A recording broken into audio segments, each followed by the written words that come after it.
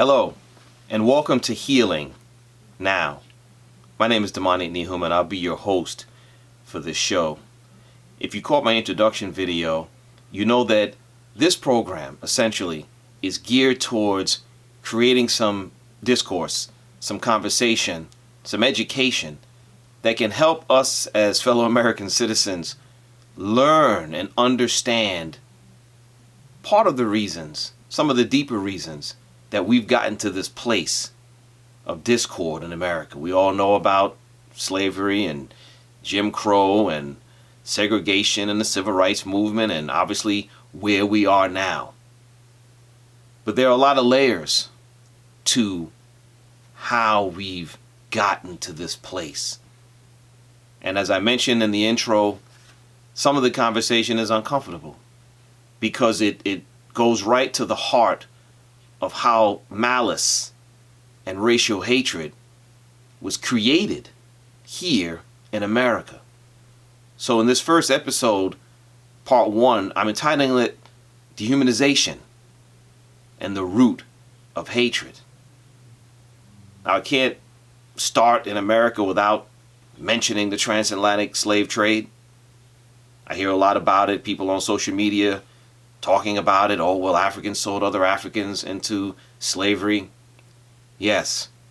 What needs to be made clear is that the transatlantic slave trade was a multidimensional, multi-participatory event that included many people, whether they be Portuguese, Spaniard, British, American, French, and various other European groups who participated, whether it be ethnic groups on the continent of Africa.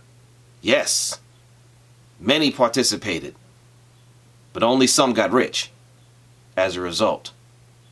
And it's more of a discussion that I want to have in this episode, but I just need to clarify for people that the participation of Africans in enslavement, their own enslavement, is nothing unique in the annals of human history. Because throughout the planet, wherever there have been people, people have subjugated other people. And they have participated in the enslavement of their own. It's not peculiar to Africa, it's peculiar to the globe, to Europe, to Asia, and anywhere else that you can mention. So I'll come back to that in a separate episode. But for now, let's talk about this process of dehumanization as it evolved here in America. In the previous video, I mentioned this point of 1619, when the first 20 Africans stepped off a slave ship in Jamestown, Virginia. What did that entail? What were some of the dynamics that went into dehumanizing, degrading, and denigrating black life right from the beginning? The easiest way or the best way to subjugate people is to destroy them mentally, spiritually, emotionally, to wipe them clean of who they are, to strip from them their names, their culture, their language, their customs, their beliefs, their concept of God, to take that from them and make them empty, and then refill them with what you want them to believe about themselves, to be dehumanized, to see themselves as less and deserving of what they are to endure. And this is what occurred in America.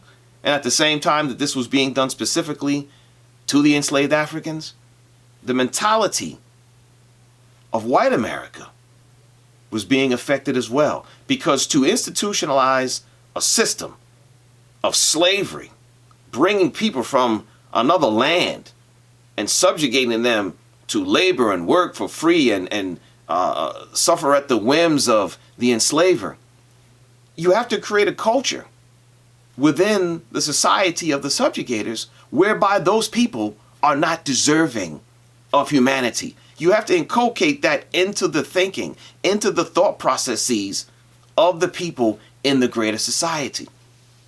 So that's what happened in America. What I have here is a replica of a Basically, it's a poster advertising the sale of 150 Africans. And probably can't read the wording, but essentially it's advertising enslavement and the selling of Africans who had just reached America. Okay? And one of the things that's interesting about it, it talks about smallpox. And they're basically saying in this that, hey, the folks that we brought over here, some of them have already had smallpox, so they might be immune, but we've taken great pains to make sure.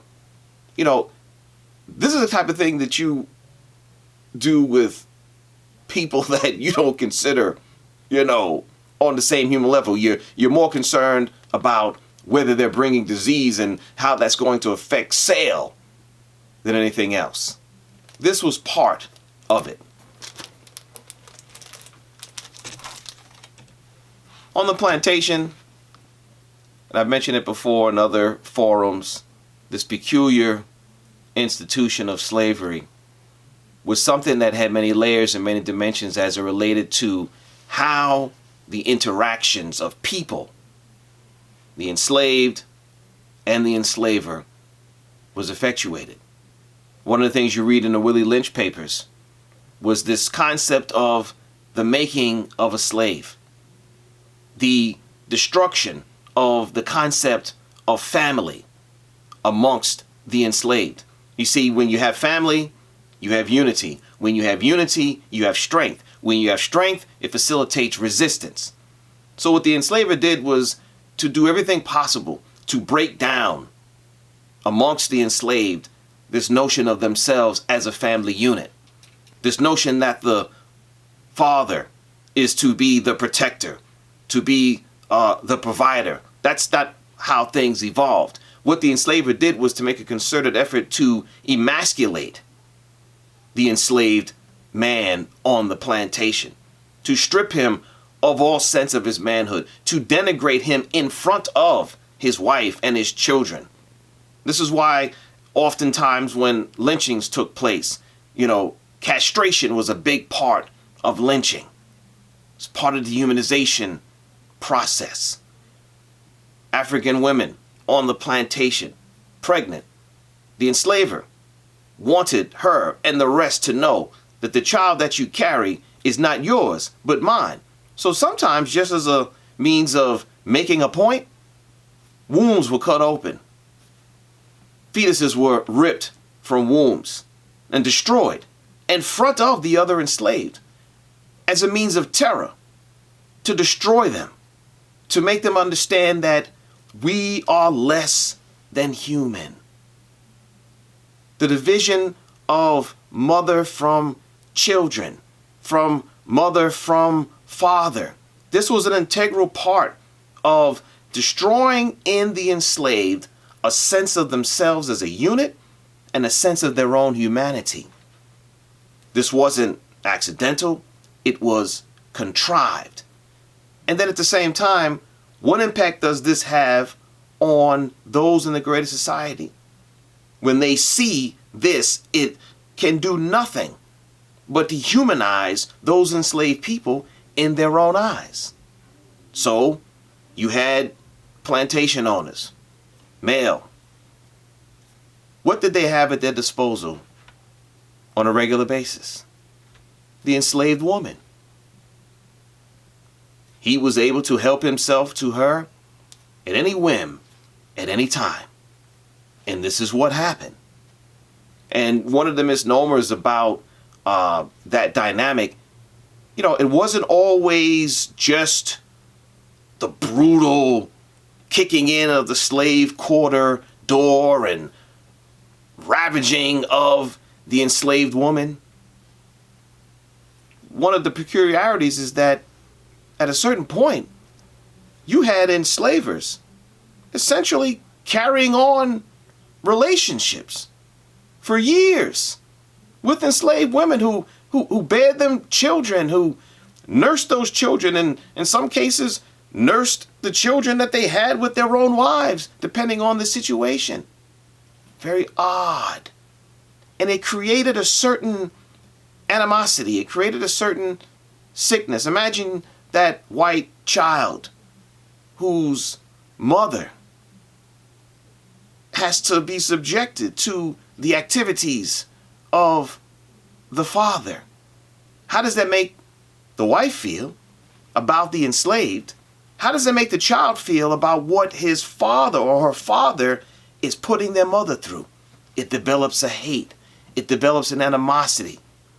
It's a lot of interweaving layers of how enslaved women, and remember, when you're under subjugation, this notion that you are submitting yourself to the whims of the enslaver, you're not in a position to say no. But what I'm saying to you is, as time evolved, what was going on in terms of the enslaver maintaining secondary families with enslaved women was real. The breeding process, black man to black woman, the literal breeding for the purposes of creating possessions was real. So what does this do?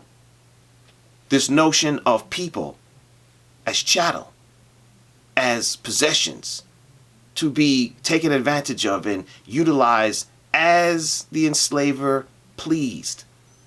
What did that create in the mindset of the people who lived in and around this dynamic? Not all of whom necessarily thought that slavery was a good thing or a just thing.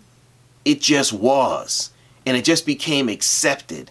And it just became a dynamic where the enslaved person was seen as someone born into the situation. And they were supposed to be in this situation. But it destroyed the psychology. It destroyed the sense of humanity of the greater white population who looked upon this as just the way it is. We have to go to the root of dehumanization to see where the hatred began.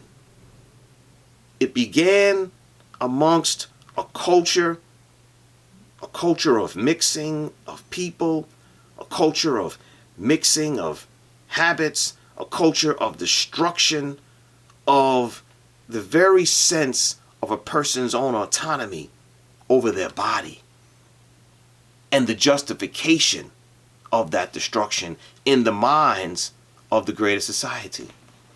It's something that is not developed, it's not talked about. But if we're going to heal now, we've got to get to the root and understand the basis of the hatred. So as I close this episode, just take some time. I have some volumes to suggest, Christopher Columbus and the African Holocaust, slavery and the rise of European capitalism, the Black Holocaust for Beginners by Sam Anderson. And let me say, the first book was by Dr. John Henry Clark. And then, amongst my favorite writers, Lerone Bennett and his 2 volumes, Before the Mayflower, A History of Black America, and The Shaping of Black America. And these books take you into an intimate place and help you to understand some of these dynamics on a greater level. But we'll have to continue to talk about the injury if we're going to heal. Thank you. Thank you for listening.